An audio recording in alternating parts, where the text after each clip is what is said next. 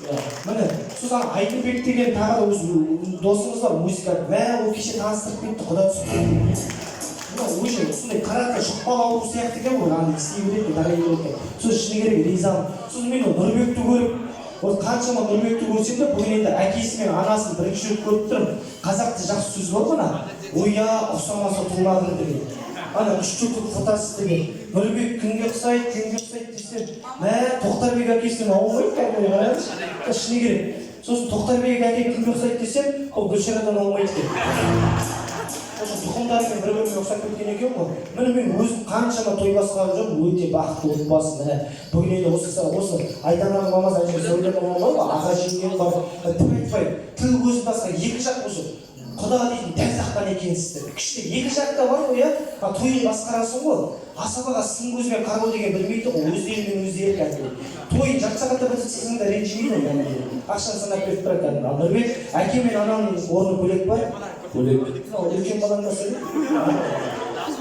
Олай болса айтшы. Тоқтарбек олай тұрмысшы.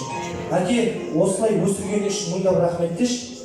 Әке, осылай. Ей, шынтанбай күліп отырсың. Бұл біз шынтанбай әке деген емес. Кім? Әке, балаңызға қарашы далаға түсін.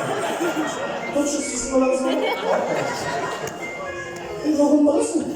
Кетші, нағын жалыстан ба киносы? Әке, осылай өсіргені үшін мыңдап рахмет деші. Күрші. Әке, осылай өсіріп осы. Осылай не? Осылай өсіргенің үшін мыңдап шүкір. Әке құшақтап қой. Ая. Үйге күресіп атқан сән? Мамасының баласы болып тұр. Гүлшара келші. Бұлай үшті әке. Анашым осылай жарық дүниені сыйлағаның үшін мыңдап рахмет. Анашым осылай жарық дүниені сыйлағаның үшін мыңдап рахмет. Ойя. Папасына былай айтып сап тұр ғой. Еще мамасына театрларында айтып тұр ғой. Анашым жарық дүниені сыйлағаныңа рахмет деп бар маманы құшақтап.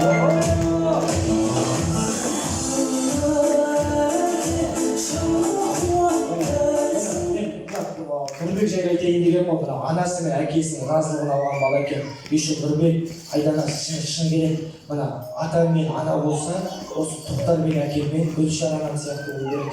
Ойя, Гүлшара апам мен Айдана өше бір-бірімен үйлесіп кеткен екен. Ресторанға кіріп келсе, екеуі бар ғой, әншіде өстік айтып отыр ғой. Күшті бәрі үйлестіріп отыр да.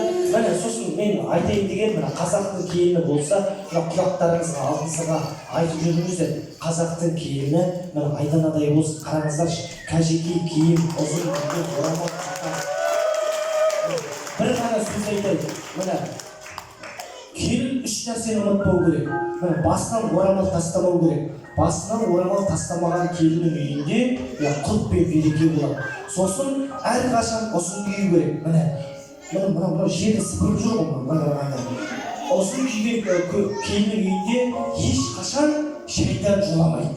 Ал сосын тырнақты өсіру керек екен. Тырнағы ұзын келіндердің мұрны таза болады. Бірақ онсайда құдай жазып. Құдай сақтасын. Бірақ Нұрбек, мына сен үйін үлкенсің ба, сен мына сөзді ұмытпа. Міне, ана мен әкенің разылығын алсаң болды. Сен дүниеге келгеннен бастап, осы екі кісі менің балам ешкімнен кем болмасын деп. Менің балам әрқашан аман болса екен деп. Менің балам достарының арасында сыйлы болсын деп. Сіз үшін дұға қылып тілек тілемек. Міне Тоқтарбек әке мен Гүлшараның дұғасы қабыл болды. Нұрбек үйленді, дүниеге аяла деген кішкентай бүлдіршінге. Дұрыс қой. Енді саған сені ешқашан сатпайды, сені бәрі тастап кетсе де ешқашан тастамайтын бір адам бар. Ол мына әкең, ана. Таңертең ұйқыдан тұрған кезде сен жаның жүрегім деп Айдананы сүйме, ананың екі көзінен сүй, әкенің маңдайынан сүй. Не қарап тұрсың?